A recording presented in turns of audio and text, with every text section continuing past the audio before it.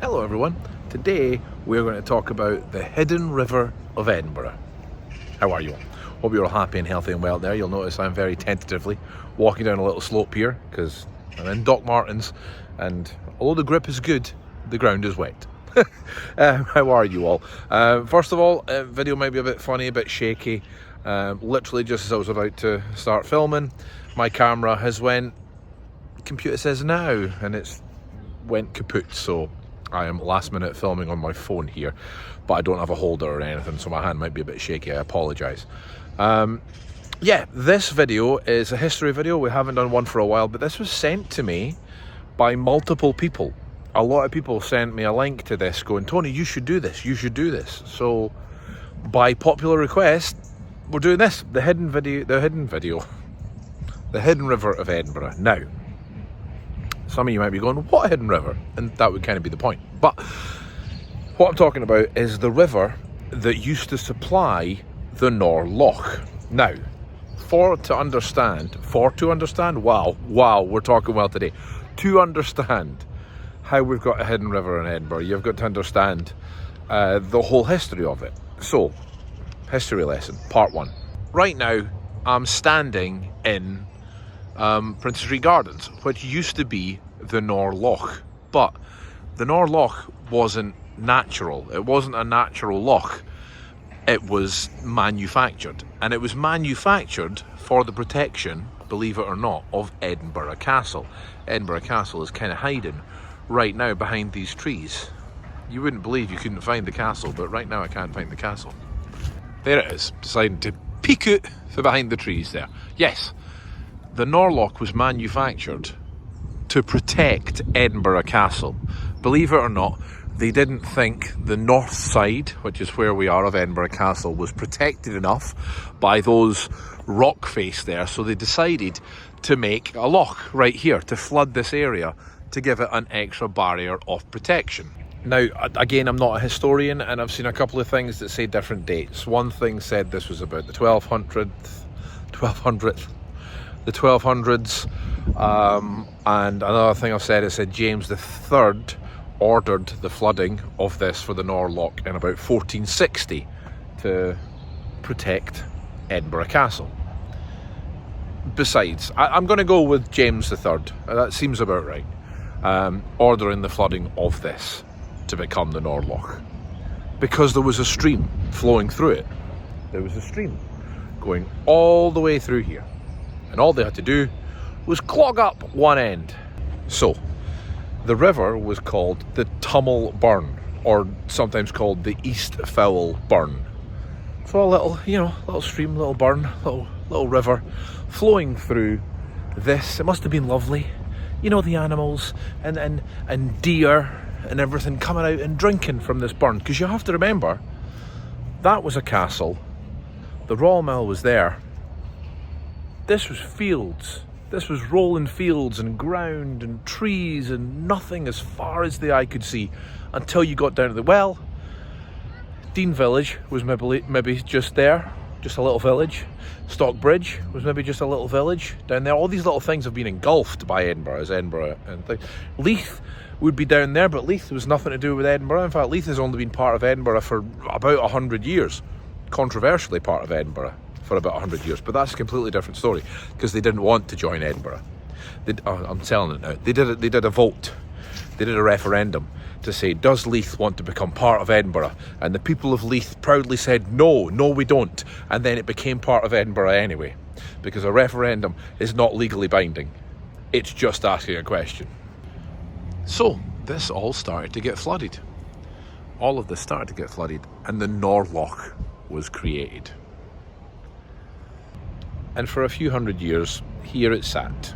This little loch that gradually got more and more and more minging, because it was used for everything.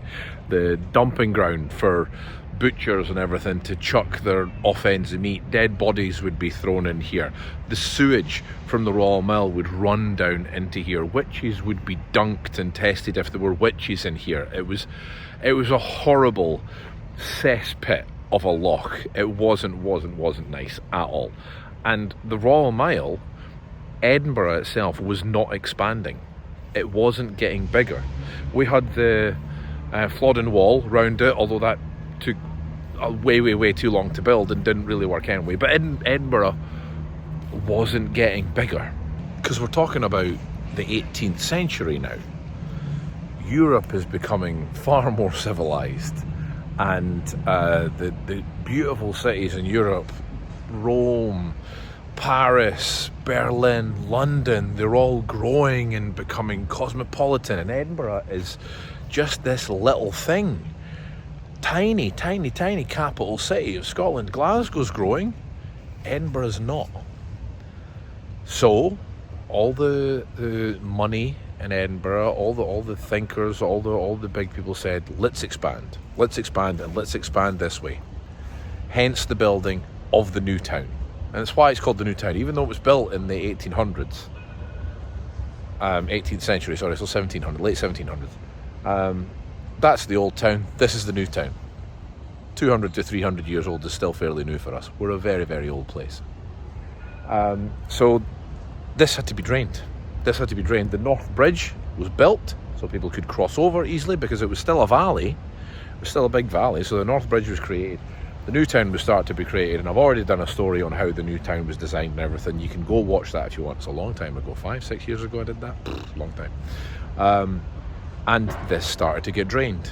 This was drained out. The new town was created.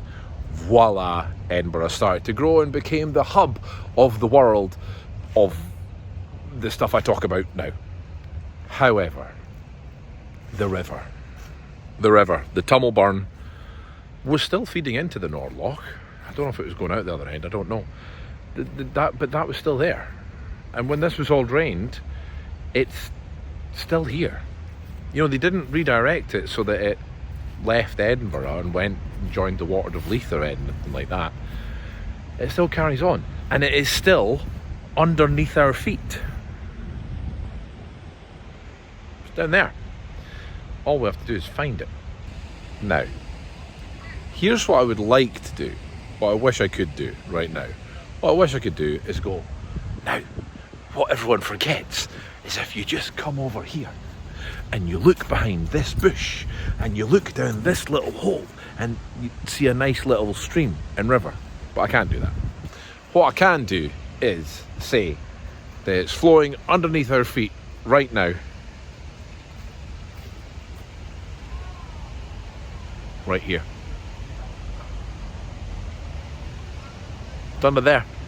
I know, it's kind of not very exciting and kind of anticlimactic, and I don't really know if we can even see anything under there. Not really. No. Anyone? No. Oh, hello. Hello.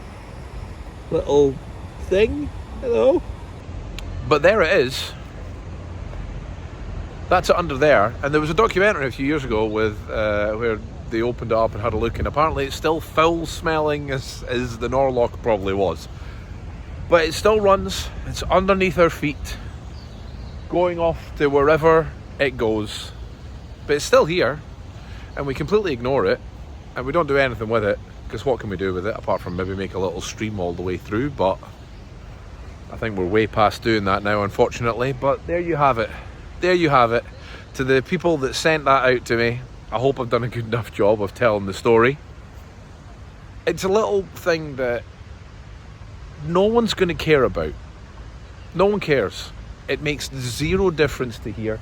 It's got zero story to it, apart from it was the, what's the word? The source, for lack of a better word, of the Nor Loch. It no longer is the source of the Nor Loch, because it's not here anymore. And it just goes off to wherever it goes. But it was important.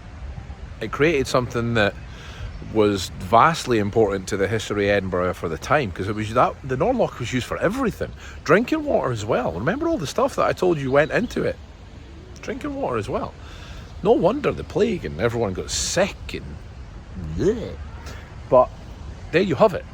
There you have it.